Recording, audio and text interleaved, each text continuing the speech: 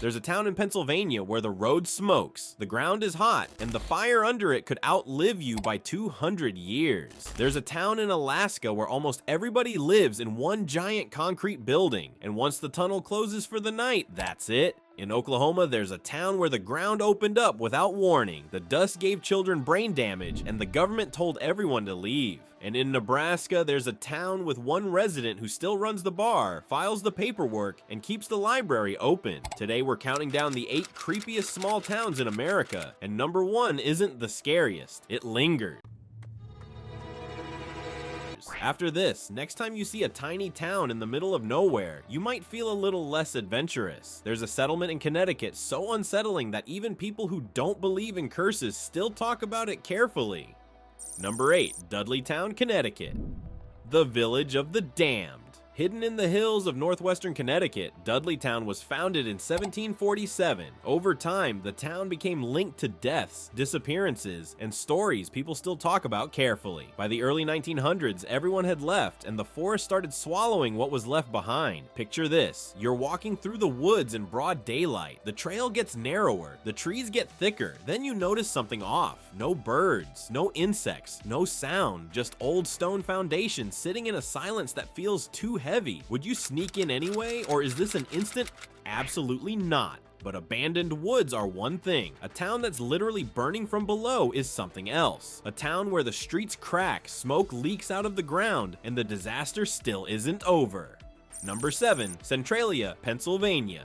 The town that won't stop burning. In 1962, a trash fire in a mining pit ignited a coal seam under the town. That fire spread through old mine tunnels, and more than 60 years later, it's still burning. Centralia once had nearly 3,000 residents. Today, only a few remain after the government condemned most of the town. In 1981, a 12-year-old boy fell into a sinkhole filled with carbon monoxide. He survived barely. Picture this: cracked pavement, warm ground under your shoes, and steam drifting out of places where steam should not be drifting. That's not a town anymore. That's a warning. Scientists think the fire could keep burning for another 250 years. Would you walk those roads, or does the earth might open under me ruin the trip? Now, if Centralia feels like a town being erased, the next place feels like a town compressed into one building. Almost an entire town in Alaska lives in one concrete building, and at night, the only road out shuts down.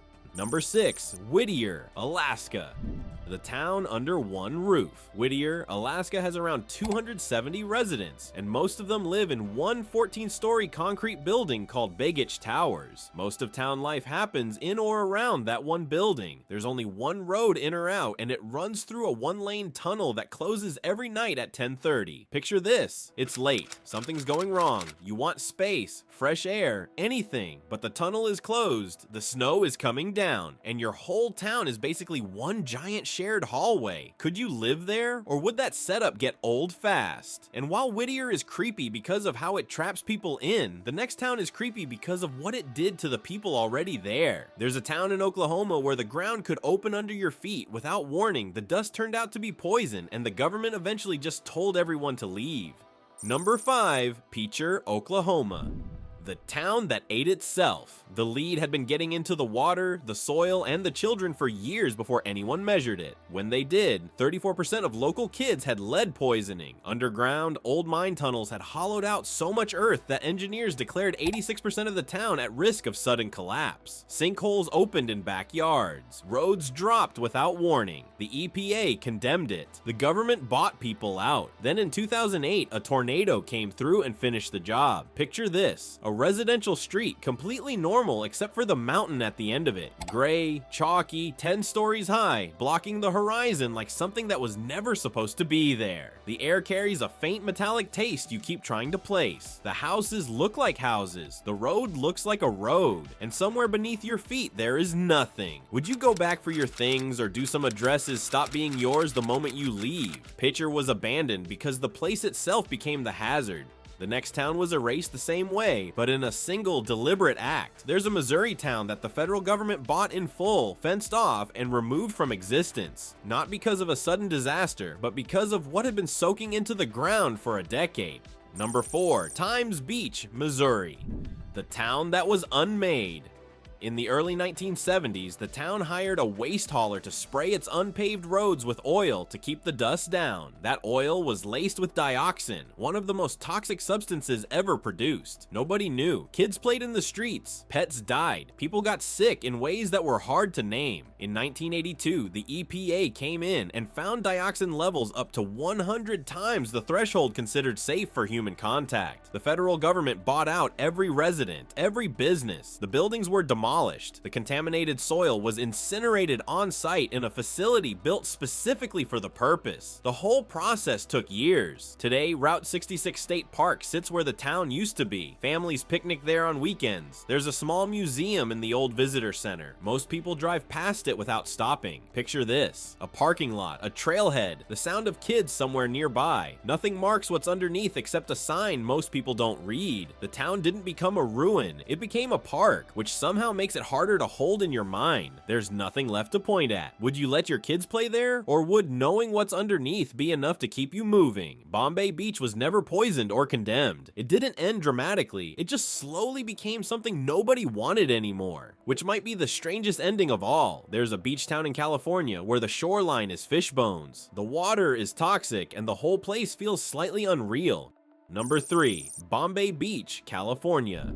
The town at the end of the world. Bombay Beach sits on the edge of the Salton Sea, a shrinking, polluted lake in the California desert. In the 1950s, this was sold as a glamorous resort destination. Today, that version is gone. Only a few hundred people remain. Dead fish, old docks, rusted cars, and scattered art give the place a surreal, abandoned feel. Picture this: 115-degree air, a rotten smell off the water, and roads that feel like they lead nowhere. The town doesn't just feel empty, it feels left behind. Would you rather spend a night here or in Whittier, knowing the tunnel closes at 10:30? But as strange as Bombay Beach feels, the next place carries something much darker than atmosphere. Some towns feel abandoned. This one feels like it remembers exactly what happened and would prefer you not ask.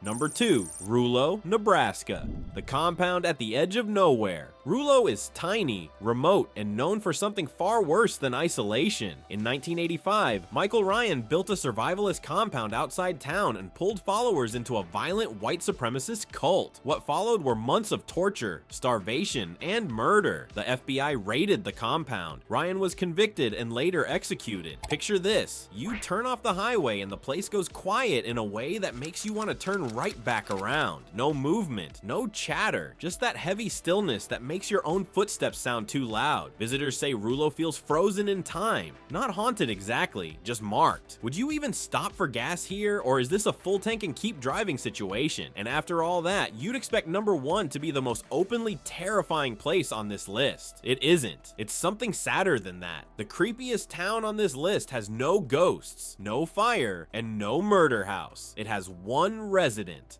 Number 1. Monowi, Nebraska. Population 1. Monowi, Nebraska is the only incorporated town in the United States with a population of 1. Her name is Elsie Eiler. She runs the town, the bar, and a library built around her late husband's book collection. That's what makes Monowi haunting. Not because it's frightening, because it's real. Picture this: one quiet road, one bar, one library, and one person refusing to let the place disappear. Could you live with that kind of silence? Next time you pass a tiny town in the middle of nowhere, maybe don't be so quick to say, "Let's stop and explore." That's how bad stories start getting specific.